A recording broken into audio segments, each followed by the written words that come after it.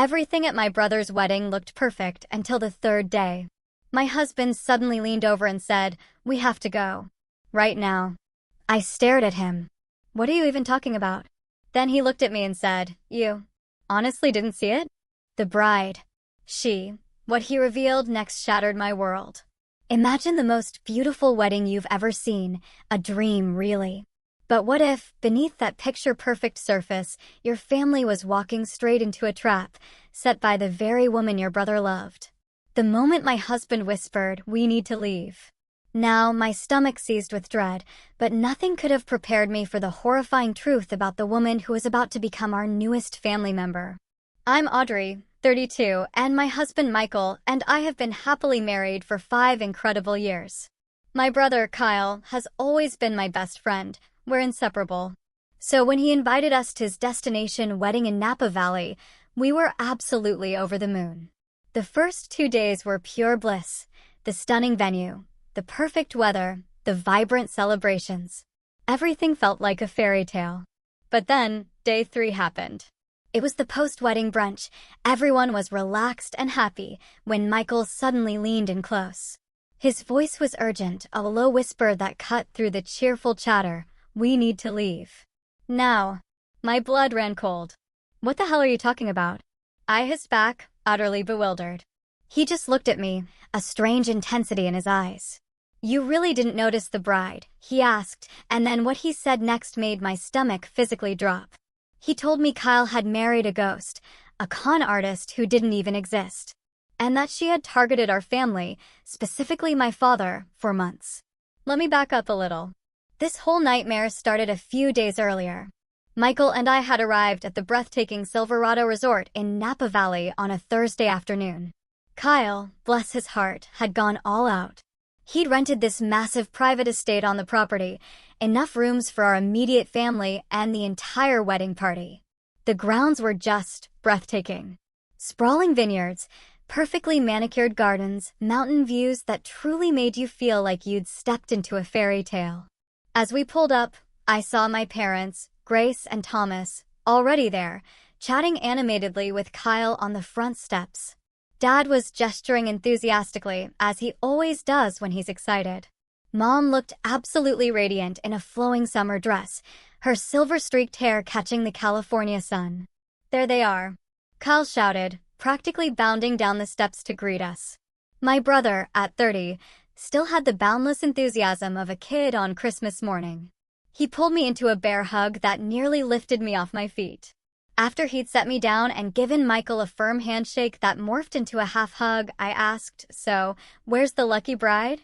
Kyle beamed. "Getting her hair done with her bridesmaids. You'll see her at the welcome dinner tonight. You guys are going to love Madison. She's absolutely incredible." I'd only met Madison twice before, a quick dinner at Christmas, then their engagement party. Both times, she'd been perfectly pleasant, but our interactions were brief. Kyle had met her just 10 months ago at a charity fundraiser in San Francisco. Their romance had been a whirlwind, engaged after 5 months, and now here we were at their wedding. "Your room is on the 2nd floor, East Wing," Kyle explained, helping us with our luggage. "Mom and Dad are in the West Wing, and Madison and I are in the separate guest house, for tradition and all that." Our room was gorgeous. A king-sized bed, a private balcony overlooking the vineyards, and a bathroom bigger than our first apartment. As I unpacked, Michael flopped onto the bed. "This place must be costing a fortune," he remarked, running his hand over the Egyptian cotton sheets. "Madison's parents are covering most of it," I explained. "They're loaded. Her dad practically owns half of Seattle or something."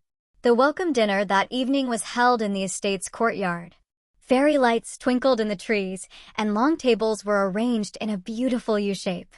The moment we walked in, my eyes found Madison. She was wearing a simple white cocktail dress, her blonde hair falling in perfect waves. She was truly stunning, tall, slender, with that kind of effortless beauty that usually makes me feel instantly inadequate. "Audrey," she exclaimed, spotting me and rushing over with arms outstretched. "I'm so happy you're here. Kyle says you two were inseparable growing up. I want to hear all the embarrassing stories." There was something almost too perfect about her enthusiasm, a practiced quality to it, but I chalked it up to pre-wedding nerves. I introduced her to Michael, whom she'd only briefly met. "The handsome doctor," she said with a dazzling smile. "Call told me you just made attending physician at Chicago Memorial." "That's incredibly impressive." Michael seemed pleasantly surprised she'd remembered that detail. "Thank you," he replied, "and congratulations on finishing your MBA at Stanford. Call tells us you're already fielding multiple job offers." "Oh, it was nothing," Madison said with a dismissive wave. "My father has connections in the business world, so I've been fortunate with opportunities." Throughout dinner, I watched Madison work the room like a seasoned politician.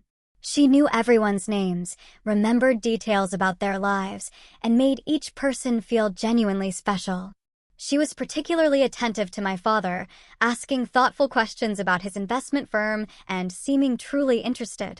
"She's quite the charmer," Michael whispered as we watched Madison laugh at something Dad said. "She makes Cal happy," I replied. "That's all that matters." The rehearsal the next day went smoothly. Madison was a vision of efficiency, guiding everyone with the precision of a military commander, all hidden under a veneer of breezy calm. There was one odd moment, though. I went to use the bathroom in the main house and overheard Madison talking to someone in one of the bedrooms. Her voice sounded different, harder, more clipped. "I don't care what it takes, just handle it," she was saying. "We've come too far to mess this up now." The second she noticed me in the hallway, her expression snapped back, softening into the warm smile I'd grown accustomed to. "Audrey, I was just dealing with a minor flower emergency. Nothing to worry about." Her voice had returned to its usual melodic tone. As she brushed past, I noticed she was holding a phone in a blue case. Later that day, I saw her texting on a phone with a red case. It struck me as odd, but I dismissed it. Lots of people have multiple phones, right? One for work, one personal. That night, at the rehearsal dinner, Madison gave a touching speech about how she'd always dreamed of finding a partner like Kyle, and how welcomed she felt by our family. My mother wiped away tears, and my father looked on with approving eyes. Everything seemed perfect. But as Michael and I walked back to our room, I couldn't shake the feeling that something was slightly off. The next day of wedding festivities began with a champagne breakfast on the terrace. Madison was already there when Michael and I arrived, looking fresh and radiant. Despite having been up late. "Good morning, you too," she called out cheerfully. "I've asked the chef to prepare something special for us today." As we ate, I noticed Madison checking her phone frequently, stepping away at regular intervals to take calls. At one point, I went inside to grab a sweater and accidentally walked in on her having what appeared to be an intense conversation in one of the side rooms. "Listen, we can't afford any mistakes," she was saying in a hushed, urgent tone. "Everything needs to be in place by Sunday. The accounts should be accessible by then." When she noticed me, she quickly ended the call. "Wedding planner," she explained with a quick eye roll. "There's always some crisis to manage." I nodded, but I distinctly remembered that her wedding planner was a man named Jeffrey, and the voice I'd heard her call Sweetie had definitely been female. Back at breakfast, I noticed Madison was now using a phone with a different case than earlier. The blue one had been replaced by the red one I'd seen yesterday. When she stepped away again, I mentioned this to Michael. "Maybe she has separate phones for wedding stuff and personal use," he suggested, but I could tell he found it odd, too. The day continued with various pre-wedding activities. Madison had arranged a wine-tasting tour for the wedding guests, while the bridal party was scheduled for final fittings and preparations. As one of the bridesmaids, though not the maid of honor, that position went to Madison's cousin, Stephanie. I spent most of the afternoon in a flurry of dress adjustments and hair trials. In the fitting room, I observed Madison's interactions with the other bridesmaids. She was controlling, but in a way that wasn't immediately obvious. Her suggestions were actually commands. Her compliments came with subtle critiques embedded within them. "Alyssa, honey, that hairstyle looks so much better than what you initially wanted." "Thank goodness we changed it," she said to one of the bridesmaids, who smiled weakly in response. When the hairstylist suggested a slight change to Madison's elaborate updo, The bride's eyes flashed with momentary anger before she composed herself. "I think we should stick to the original plan," she said with a tight smile. "It's my special day after all." During a break, I found myself chatting with Stephanie, the maid of honor. When I mentioned Madison's Stanford MBA, Stephanie looked genuinely confused. "Stanford? I thought she went to UCLA," she said, then quickly added, "but maybe I'm mixing things up. We have so many cousins, it's hard to keep track." Before I could even ask for clarification, Madison appeared, linking her arm through Stephanie's. "What are you two gossiping about?" she asked lightly, but there was a distinct edge to her voice. "Just getting to know each other," I replied with a smile. Later that afternoon, I witnessed an interaction that left me feeling distinctly uncomfortable. The wedding planner, Jeffrey, approached Madison with a concern about the seating arrangement. Madison's response was immediate and harsh. "I don't pay you to bring me problems, Jeffrey. I pay you to solve them," she snapped, her voice cold and dismissive. The moment she noticed me watching, her demeanor changed instantly. "Jeffrey, I'm so sorry," she said, touching his arm gently. "Pre-wedding stress is getting to me. Please arrange the tables however you think best." Jeffrey looked relieved, but wary, like a dog that's been unexpectedly kicked by its owner.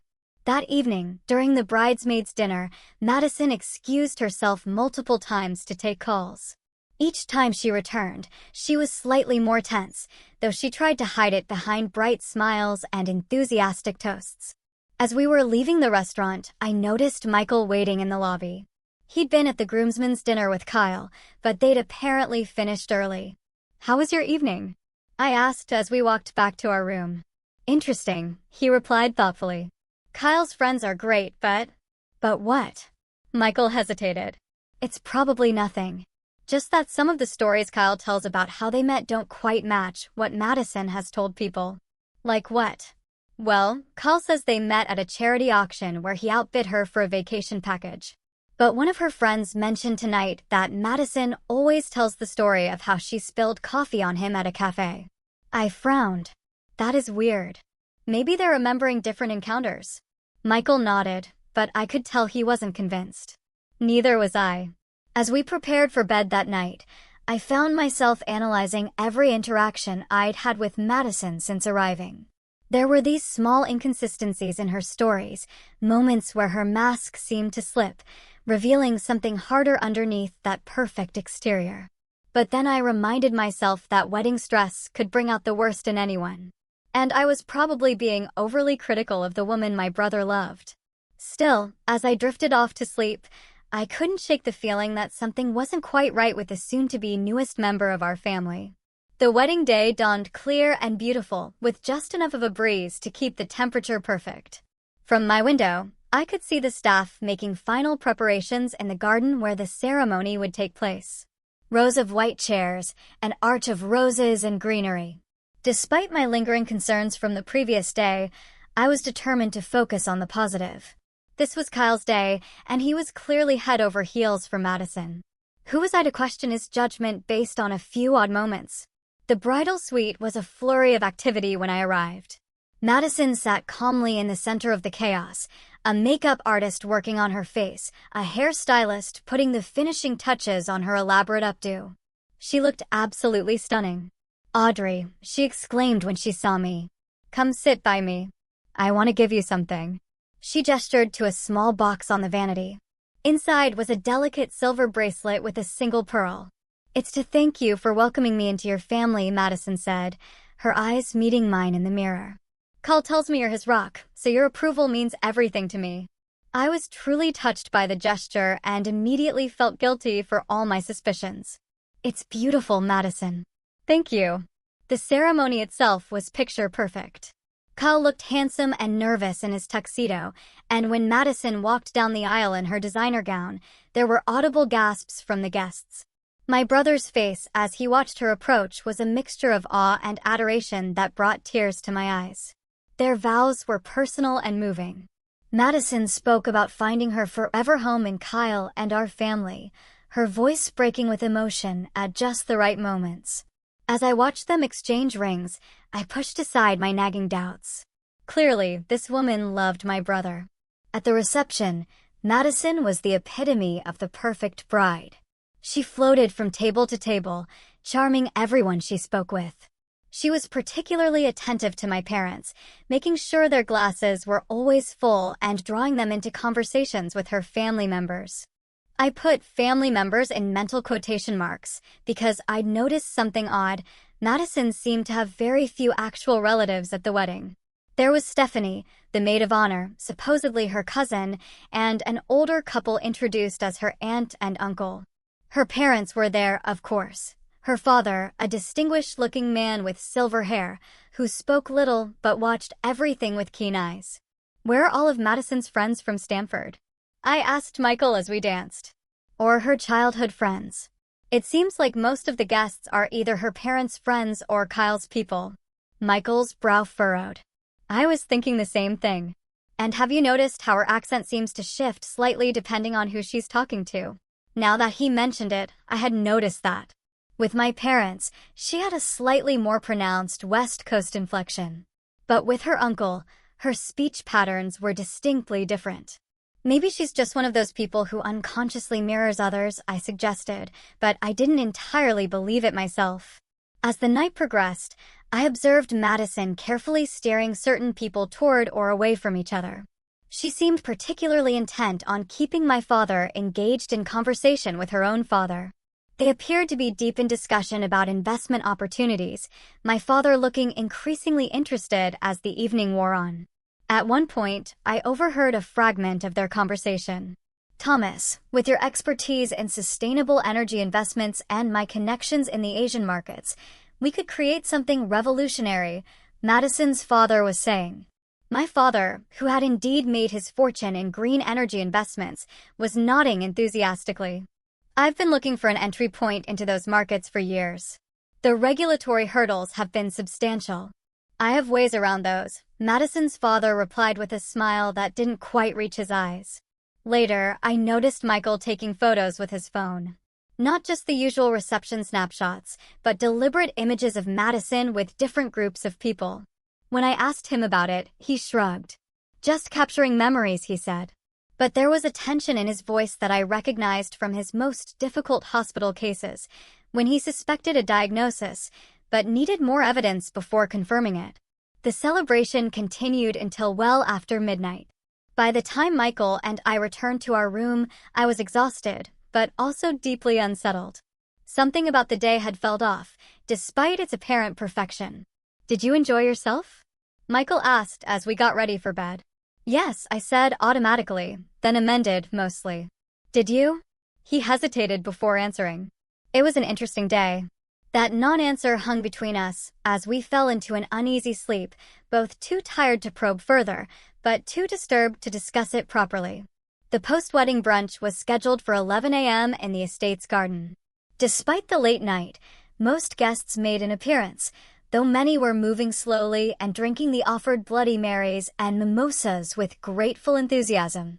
Kyle and Madison were seated at the center table, accepting congratulations and looking appropriately tired but happy. Madison had transformed once again, now playing the role of gracious new wife, wearing a simple white sundress with her hair pulled back in a casual ponytail. Michael had been unusually quiet all morning, constantly checking his phone and stepping away for brief calls. When I asked who he was talking to, he gave vague answers about checking in with the hospital. This was so unlike him. Michael was typically fully present during our rare vacation time together. We took our seats at the family table with my parents, who were still glowing with happiness for Kyle. Isn't she just wonderful? My mother said, nodding toward Madison, who was laughing at something one of the groomsmen had said. So accomplished and poised. Kyle really found himself a catch. And her father's connections could be extremely valuable, my father added in a lower voice. We had a fascinating conversation last night about some potential joint ventures. Dad, you're not actually considering investing with someone you just met, are you? I asked, alarmed. Robert isn't just someone, Audrey, my father replied, looking slightly offended. He's built an impressive portfolio across multiple industries. We're having lunch next week in Chicago to discuss specifics. Before I could respond, Michael's phone buzzed again. He glanced at the screen, his expression hardening. "Excuse me," he murmured, standing up and walking away from the table. Through the window, I could see him pacing on the lawn, his conversation appearing increasingly intense. When he returned about 15 minutes later, his face was grim. Madison approached our table just as Michael sat back down. "Thomas," she said to my father, "I meant to ask you about your thoughts on the Sherman portfolio approach to diversification. Dad mentioned you've had remarkable success with similar strategies." My father looked impressed and launched into a detailed explanation of his investment philosophy. What struck me as truly odd was that this information wasn't publicly available.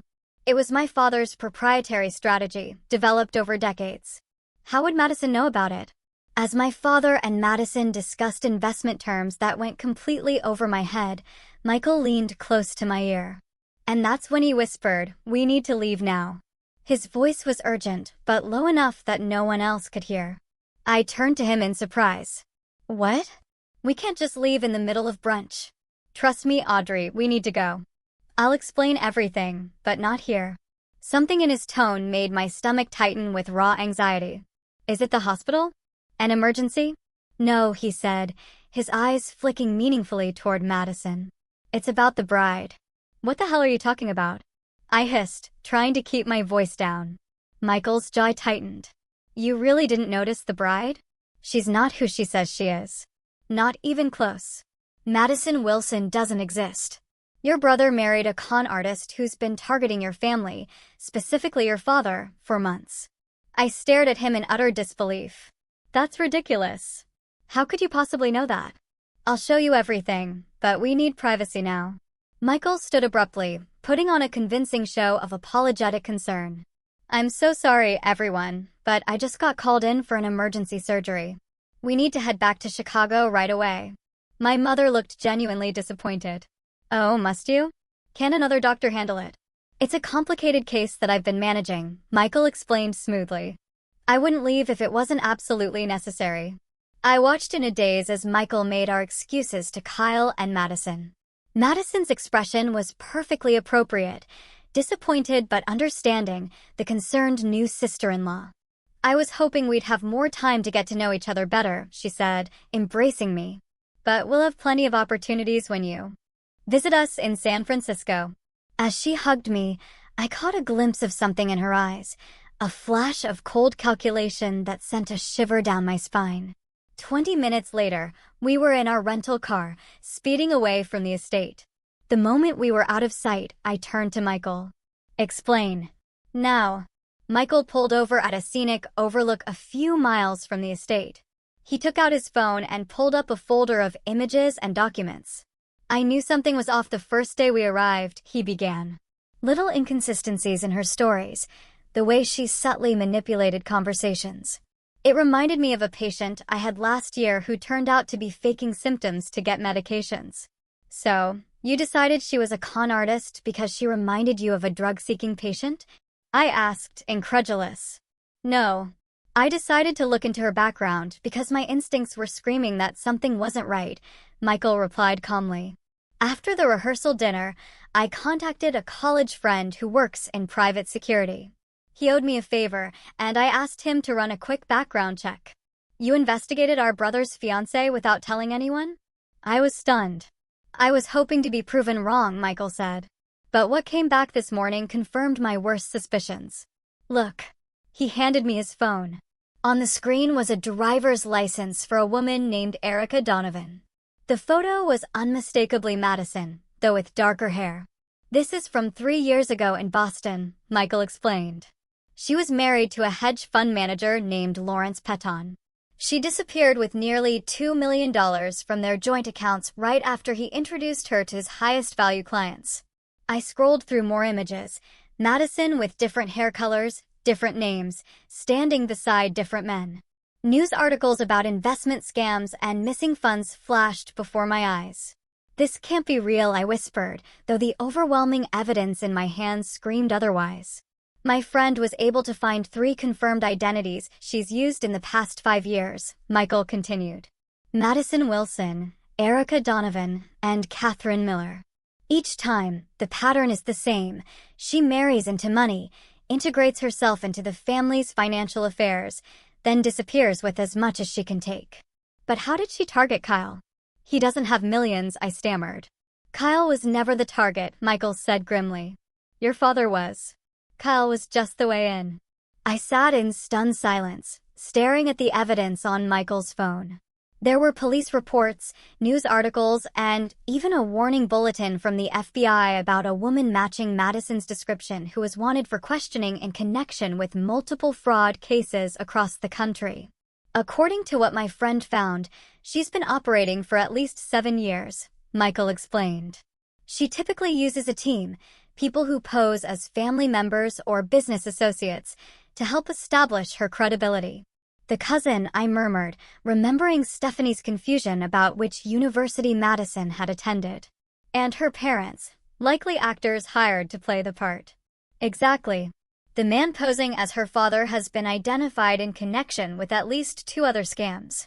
He's known for targeting wealthy business owners, gaining their trust, then proposing investment opportunities that turn out to be elaborate Ponzi schemes. I scrolled through more documents, my hands shaking. There was a marriage certificate showing Erica Donovan had married Lawrence Petton in Boston 4 years ago.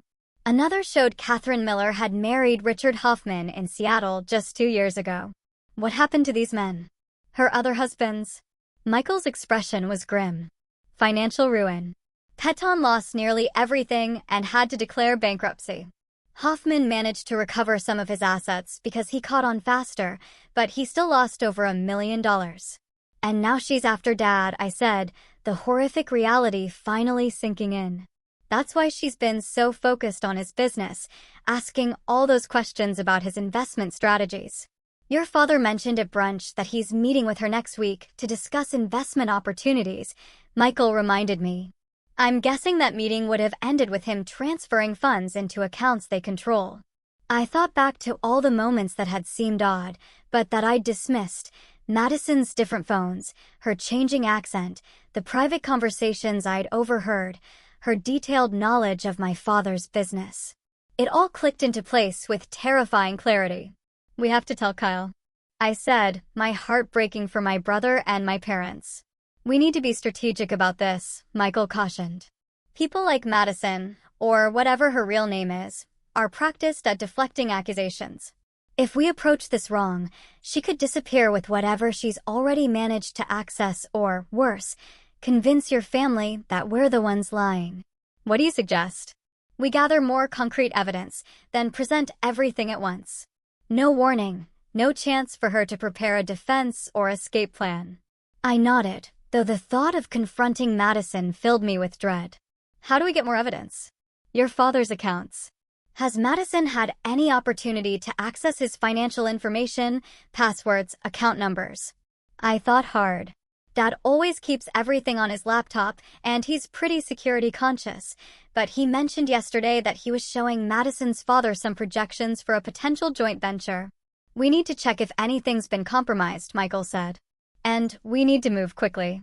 Based on what I've learned about her pattern, she usually makes her move within days of the wedding, while everyone is still caught up in the celebration. We drove to a nearby town where we checked into a small hotel to plan our next steps. Michael continued communicating with his security contact while I called a close friend of mine who worked in cybersecurity. Jen, I need a huge favor, I explained, giving her a brief outline of the situation. Can you check if there's been any unusual access to my father's accounts or systems? Jen was shocked but immediately agreed to help. My father had set her up with her first job out of college, and she was still grateful for his mentorship. I'll need his permission and access credentials, she said. This isn't exactly legal otherwise. I called my father, creating a story about Michael needing some investment advice for a colleague and asking if Jen could access his models as examples. Dad agreed without hesitation, providing the necessary information. 2 hours later, Jen called back, her voice tense. Someone's been in his system, she confirmed. They installed a sophisticated keylogger 3 days ago. It's been capturing everything, passwords, account numbers, communications with his financial institutions. My blood ran cold. Can you tell who did it? The intrusion came from a device on the same Wi-Fi network as your father. So, someone physically present at the wedding. Venue. I've disabled the keylogger and changed his critical passwords, but whoever did this already has a lot of information. I thanked Jen profusely, promising to explain everything later. When I relayed this information to Michael, his expression darkened. We need to go back now, he said. Tonight, before they have a chance to use what they've gathered. We drove back to the estate, arriving just as dinner was ending. I texted Kyle, asking him to meet us privately, saying only that it was urgent and concerned Madison. Kyle met us in the estate's library, his expression a mixture of concern and annoyance. What's going on? Why did you leave so suddenly? And why all the secrecy? I took a deep breath. Kyle, what I'm about to tell you is going to be incredibly hard to hear. But we have evidence that Madison isn't who she claims to be. His face immediately hardened. What are you talking about? Michael stepped forward, opening his laptop. Madison Wilson doesn't exist.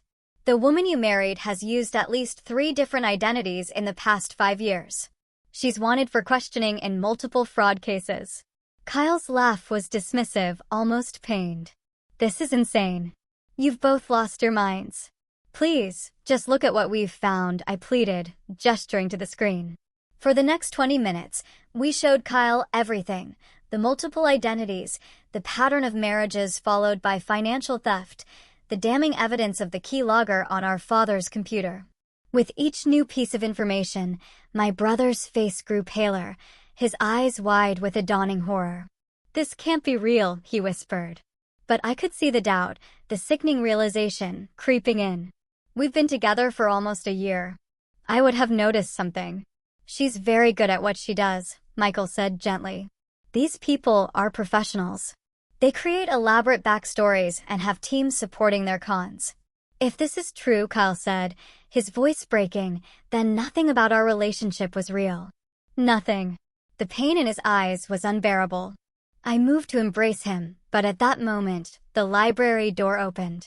My father stood there, looking confused. What's going on in here? He asked. Madison appeared behind him. You all disappeared after dinner, she said, a hint of accusation in her tone. Kyle looked at me, a silent question in his eyes. I nodded. Dad, he said, his voice steadier than I expected. You need to see this. It's about Madison. My father's reaction to the evidence was initially just like Kyle's. Disbelief, followed by anger, not at Madison, but at us for making such wild accusations. But as Michael methodically walked him through everything we'd discovered, highlighting the unauthorized access to his computer and financial accounts, his expression shifted from anger to concern and, finally, to grim, chilling understanding. We need to confront her, my father said, his voice hard in a way I'd rarely heard it. Now, before this goes any further, we should involve the police, Michael suggested. Dad shook his head. Not yet. First, I want to hear what she has to say for herself. Kyle had been silent for several minutes, staring at a wedding photo on his phone. I want to be the one to confront her, he said suddenly. Alone? Absolutely not. I responded immediately. These people are dangerous, Kyle. She's my wife, he said, his voice cracking on the last word. If anyone is going to demand the truth from her, it should be me. After some negotiation, we agreed on a compromise. Kyle would confront Madison, but the rest of us would be present. My father insisted on including my mother, believing she had a right to know what was happening. We gathered in my parents' suite, sending a message to Madison that there was a family emergency to discuss. While waiting for her to arrive, I pulled Kyle aside. Are you sure you're ready for this? I asked, concerned about the hollow look in his eyes. No, he admitted. But I need to do it anyway. Madison arrived looking appropriately concerned, dressed casually in jeans and a sweater, her hair pulled back in a simple ponytail, the picture of a supportive new wife, ready to help her family through a crisis. What's wrong? She asked, her eyes moving from face to face, trying to gauge the situation. The room was tense with silence for a moment before Kyle stepped forward. We know, Madison, he said quietly. Or should I call you Erica? Or Catherine? Which name do you prefer these days? Her expression flickered for just a moment, surprise, then a quick, calculating assessment, before snapping back to concerned confusion. It was so quick, I might have missed it if I hadn't been watching for it. Kyle, what are you talking about? You're scaring me. Michael moved to the desk where his laptop was open. We have documentation of your previous identities, he stated. Marriage certificates, police reports, news articles about the men you've defrauded. Madison laughed, but it sounded completely forced, brittle. This is ridiculous. There must be some mistake. Some woman who looks like me, perhaps. No mistake, my father said grimly. We also have evidence that someone installed spyware on my computer during the wedding festivities. Someone who was trying to access my financial accounts. Madison's eyes narrowed slightly. She glanced toward the door, assessing her options. Don't even think about it, I warned, bluffing. Security knows not to let you leave the property. I don't know what kind of sick game you're playing, she said, her voice taking on a harder, colder edge. But I won't stand here and be accused of crimes I didn't commit. Kyle, surely you don't believe these lies. Kyle's face was a mask of sheer pain. I want to believe you, Madison, more than anything. So, explain it to me. Explain why there's a marriage certificate showing you married Lawrence Peton in Boston 4 years ago under the name Erica Donovan. For a moment, Madison maintained her facade of outraged innocence. Then, seeing the unwavering certainty in our faces, something profound changed. Her posture shifted, her expression hardened, and it was like watching a meticulously crafted mask fall away, revealing something truly chilling underneath. Well, she said, her voice entirely different now, clipped, cool, with a hint of an accent I couldn't place. This is certainly unexpected. I underestimated you, Dr. Mitchell. She nodded at Michael. Most people see what they want to see. My mother gasped, her hand flying to her mouth. Kyle took a physical step backward, as if her transformation had struck him like a blow. Why? He asked, his voice barely above a whisper. Was any of it real? Madison, or whoever she truly was, tilted her head, considering him. Your time with me? I didn't dislike it, if that's what you're asking. But business is business. And what business is that exactly? My father demanded, his voice thick with disgust. Defrauding innocent people? Destroying lives? She smiled, a cold, empty expression that never reached her eyes. I prefer to think of it as wealth redistribution. Men like you have more than you could spend in 10 lifetimes. I simply help spread it around. To yourself. I said disgustedly. Where are your accomplices? Michael pressed. Already gone, she replied with a smirk. They left last night, actually. Standard procedure after the main event. The calculated way she spoke about the wedding, the main event, made my stomach turn. I couldn't imagine how Kyle was feeling. You won't get away with this, my father said, his voice firm. We've documented everything. The police will do what exactly? She interrupted, a sneer on her face. Charge me with marrying a man who willingly gave me access to his life? I haven't actually taken anything from you, Thomas. Not yet. And Kyle signed a prenuptial agreement that's quite generous to me, as I'm sure you'll recall. A prenup obtained under false pretenses with a false identity, Michael pointed out. No court would uphold it. For the first time, Madison looked slightly less confident. Perhaps, but prosecuting me would mean publicly admitting how easily you were all fooled. The press would have a field day with that story. Prominent Chicago investor Thomas Reynolds nearly scammed by fake socialite. Is that publicity you want for your firm? The room fell silent as we absorbed her chilling threat. She was right that a public scandal could damage my father's business reputation. Clients might question his judgment. You're forgetting something, Kyle said, his voice stronger now, a flicker of his old self returning. The other men you've conned. I'm guessing they chose not to press charges for the same reasons, to avoid embarrassment. But together, that's a pattern. That's enough for federal charges. Madison's eyes flashed with momentary concern before she composed herself. Well, this has been fascinating, but I think our relationship has run its course. She reached for her purse, which she'd placed on a chair. I'll be leaving now. You won't find me, so don't bother trying. Actually, my father said, pulling out his phone. While we've been having this conversation, My security team has been freezing all my accounts and notifying the FBI's Financial Crimes Division. They're quite interested in speaking with you. Now, real fear showed on Madison's face. You're bluffing. My father simply held up his phone, showing an email confirmation from the FBI acknowledging receipt of his information. You have two choices, he continued calmly. Wait here for the FBI to arrive. Or try running with nothing but the clothes on your back. Your operation has been exposed. Your accomplices have abandoned you. It's over. Madison looked around the room, her composed facade crumbling as she realized she was truly trapped. Her eyes settled on Kyle. I could have made you happy, she said, a final, desperate attempt at manipulation. We could have had a good life together. Kyle shook his head, his expression a mixture of profound disgust and pity. None of it was real.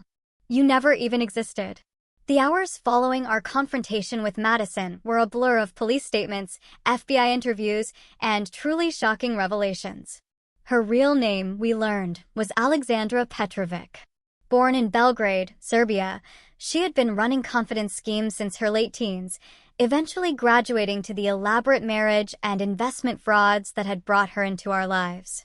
The FBI had been tracking her network for years, but she had always been one step behind, a ghost slipping through their fingers. Her accomplices, the people who had posed as her parents and relatives at the wedding, were professional con artists who worked with various crews around the country. Some had already been identified by law enforcement, but most remained at large. Kyle was utterly devastated. The sheriff's deputies who took Alexandra away had to physically support him as he watched his bride of less than 48 hours being placed in a police car. The marriage would be annulled, of course, but the emotional damage couldn't be so easily undone. The wedding guests were told a sanitized version of events, that Madison had misrepresented herself, and the marriage was being annulled. Most assumed it was some kind of green card scam or a secret past that had been discovered. Only our immediate family knew the full, terrifying truth. In the days that followed, we discovered just how close Madison had come to succeeding. The keylogger on my father's computer had captured enough information to potentially access accounts containing millions of dollars. Had we not intervened when we did, she and her accomplices might have disappeared with a substantial portion of my father's assets. I still can't believe I was so blind, my father said as we sat in his study a week after the wedding. I'm supposed to be good at reading people. It's part of my business. She was a professional, Michael reminded him gently. This is what she does, what she's been doing for years. You can't blame yourself. I keep going over every moment, every conversation, Kyle said hollowly. He had moved temporarily into my parents' house, unable to face returning to the apartment he had shared with Madison in San Francisco, desperately trying to see if there were signs he missed. There were signs, I acknowledged, but they were subtle, and she was incredibly skilled at distracting from them. The important thing is that she didn't succeed. The FBI investigation revealed that Madison, or Alexandra, had been planning this con for over a year. She had specifically targeted Kyle after identifying our father as a potential mark. His investment firm managed over $300 million in assets, making him an incredibly attractive target. She had created an elaborate backstory, complete with fake social media accounts going back years, and paid actors to pose as references who could vouch for her if anyone checked. The most chilling discovery was a storage unit rented under one of her aliases. Inside were detailed files on our entire family, our habits, preferences, vulnerabilities. She had studied us like specimens, looking for the best way to infiltrate our lives and gain our trust. In the months that followed, our family went through a painful period of healing and rebuilding. My father immediately implemented enhanced security measures for all his accounts and business dealings. My mother threw herself into supporting Kyle, arranging therapy sessions, and making sure he wasn't alone with his thoughts for too long. Michael and I stayed in Chicago for 2 weeks after the wedding before returning to our own lives. We called Kyle daily, sometimes just sitting in silence on the phone when he couldn't find words to express his pain. Slowly, gradually, things began to improve. 3 months after the wedding that wasn't, Kyle decided to move to Chicago to be closer to family. He found a position at a tech company downtown and rented a small apartment near my parents' house. 6 months out, he went on his first date, a casual coffee with a woman from his new workplace. It didn't lead to anything romantic, but it was a crucial step toward normalcy. A year after the wedding, we gathered for a family dinner. It wasn't a celebration exactly, but an acknowledgement of how far we'd come. Kyle was smiling again, telling jokes and talking about a promotion at work. My father had begun to trust his instincts again, though he now had a healthy skepticism that hadn't been there before. "You know what I've learned from all this?" Kyle said as we finished dessert. "It's not that people can't be trusted. It's that trust has to be earned over time, not given away in a rush of emotion. And real love doesn't try to separate you from your support system," my mother added. "It strengthens those connections." Michael squeezed my hand under the table. In a strange way, the ordeal had strengthened our marriage too. His instincts and persistence had protected our family from disaster, and my trust in him had never wavered, even when the accusations seemed impossible to believe. The case against Alexandra Petrovic was still making its way through the legal system.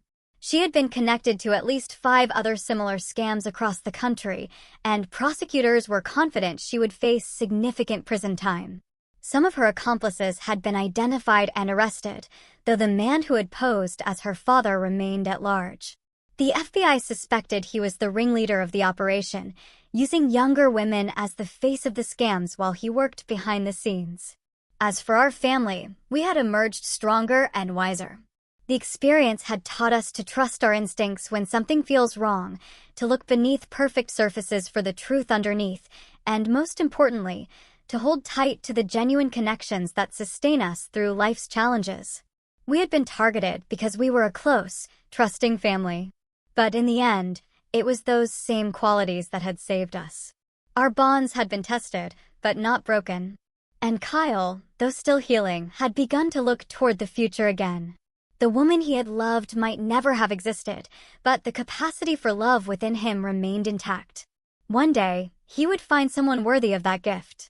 If you've ever had that gut feeling that something wasn't quite right about someone, whether it was a stranger, a friend, or even someone a loved one trusted deeply, I hope you'll remember our story. Trust your instincts. Look beneath the surface and remember that real love, unlike the counterfeit version, can withstand scrutiny and truly stands the test of time. Thank you for listening, and I wish you relationships built on genuine trust and love.